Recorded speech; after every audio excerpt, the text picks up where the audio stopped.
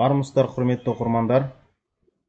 Госзакуп порталындағы өзіміздің ақшамызды кері қарай шешіп алу ол қалай жасалады деген сұраққа осы сабақта жауап беріп кетеміз.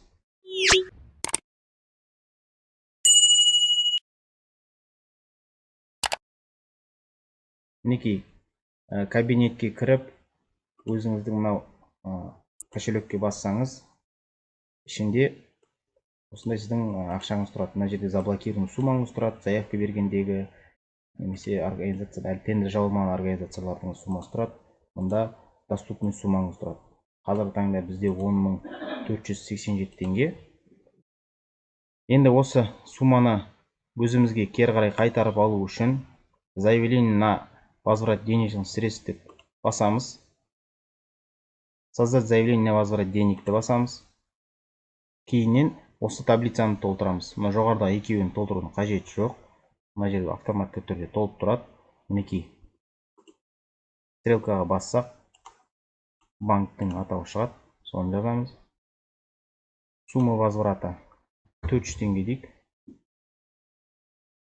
Онда назначение платежа дейді. Возврат излишних зачисленной суммы деп басамыз. Юридический адрес береміз. Өзіңіздің телефон номеріңізді жазасыздар. Госзакуп порталына тіркелген номерді және өзіңіздің атауыңыз жазылады осы жерде. Сохранить басылады кнопкасы.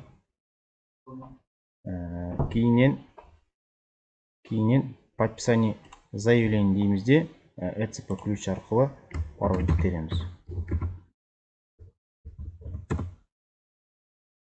Мінекей, осылайынан заявление кетті. Заявка жібердік. Енді ол сіздердің ашылған ИП счеттарыңызға ақша түсетін болады. 2-3 күн аралығында. Енді міне көріп тұрғандарыңыздай жаңа 0 болды. Мұнда 400 теңге возвратқа, яғни қайтарып алуға жіберілді. Осындай оңай жолмен ішіндегі ақшаңызды қайтарып алуға болады. Келесі сабақта кездескенше, байда қуатты болыңыздар, сау болыңыздар.